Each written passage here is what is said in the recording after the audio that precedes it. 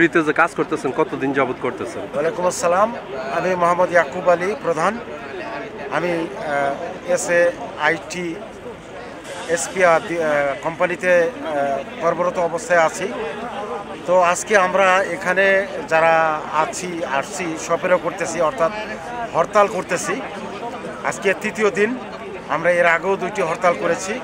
আজকে তৃতীয় দিনের মতন আমরা সবাই এক জায়গায় জমায়েত হয়েছি। আমাদের উদ্দেশ্য, আমাদের ন্যায্য যে দাবি দেওয়া, আমরা যারা শ্রমিক আছি এই কোম্পানির, তাদের ন্যায্য দাবিতে আমরা এক হয়েছি।